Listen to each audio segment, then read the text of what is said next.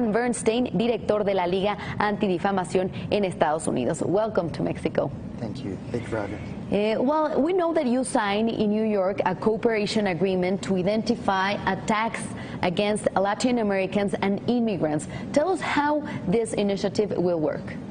Well, I'll start. The MOU is a Memorandum of Understanding signed between the government of Mexico and the Anti-Defamation League that has national coverage in the U.S. And the main purpose of the memorandum is to work together towards facing this challenging scenario in which discrimination and hate crimes against minorities, but specifically against immigrants, is increasing.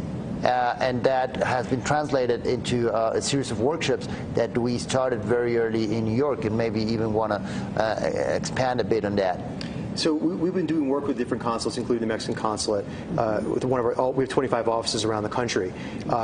Diego and I met 2 years ago, and we in our discussion said we can even try to take these kind of meetings to another level as far as helping consulate staff and affecting change towards hate towards immigrants, and specifically in the Mexican immigrant community that Diego deals with. And I think it's something that we were able to do with the work of law enforcement and bringing the New York Police Department, Hate Crimes Task Force, and getting them involved, and then training their consulate staff on how to do intake and understand what bias is and how to handle those kind of calls that the consulate staff have been getting really since we've seen this kind of rise of hate in the United States and in New York.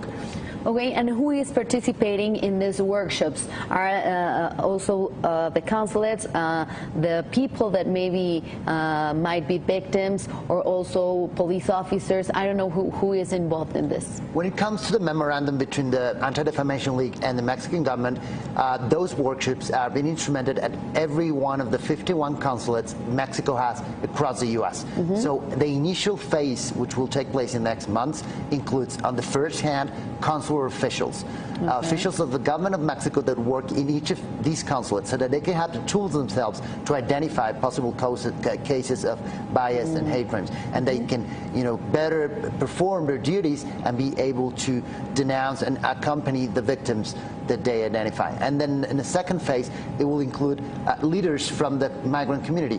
All the leaders of the Mexican immigrant community will take part in these courses as well, and it will have a trickle-down effect. And eventually, what we aim at is that the majority of the Mexican immigrant population benefits from all the information and the tools that the ADL is bringing into the table, and that they can be better prepared to face discrimination and hate crimes. And have you identified an increase of this type of crimes since Donald Trump arrived to the government?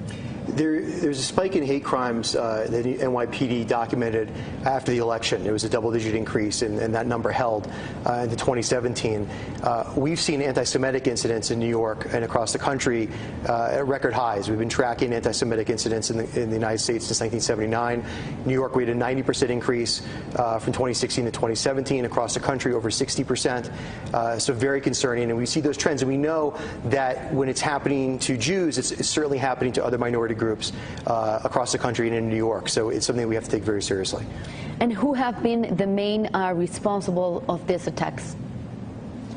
I think there's a variety of actors, but certainly groups, hate groups, and people that label themselves as supremacists, people that do not really respect the civil liberties and the civil rights of other citizens. And we also there's regular individuals, people, we have a lot of lone wolves, as they say, that people that are just getting their information from the internet, they're learning how to hate, it's stoking the fire of what their feelings maybe already were about immigrants or minorities, and they decide to act out. We had a lone wolf in New York that came from the South and actually murdered and killed an African American, and he was planning on doing that. And we know people target certain minority groups, and they're certainly getting this information through the rise of hate on Facebook and Twitter, and they're able to exchange those ideas and allow things to metastasize. That's a big problem for us. And have you seen the authorities of the American authorities worried about this problem? The police departments and the NYPD, FBI, other law enforcement agencies clearly understand this. Now, every agency is different. In New York, the NYPD and the FBI in New York clearly see this as an issue and are tremendous partners for us. At the trainings, we actually have hate crime task force leaders that are there in those trainings are actually giving their personal contact information to consulate staff. So if there's ever a question, there's a direct line to the police, and they want a partner and they want to do it at the highest level. Well, certainly it's a very important issue that worries, I think, all around the world. So talking about immigrants, certainly there's an urgency to approve a reform in the Congress. So how do you see that process right now of an immigrant reform? And also the last move in the White House of Rex Tillerson, this also gives some uncertainty in issues like immigration? I'll take DACA. Yep. Okay.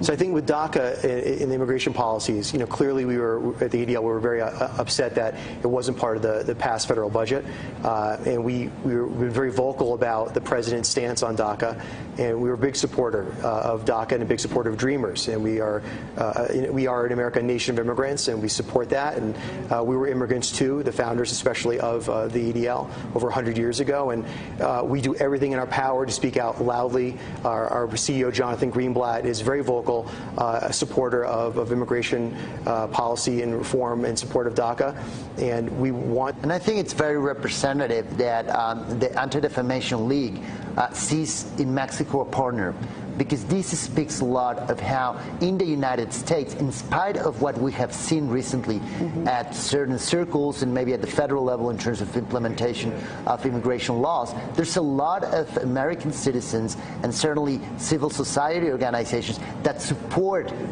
immigrants and that recognize and value the wonderful contributions that Mexican immigrants or immigrants in general bring into the table and bring to the American economy and the American society in general. Well, congratulations for this kind of initiative. We hope we can talk with you later so you can tell us about the results of this initiative. Thank you very much for coming. Gracias, Diego Gómez Pickering, Cónsul General de México en Nueva York, y Iván Bernstein.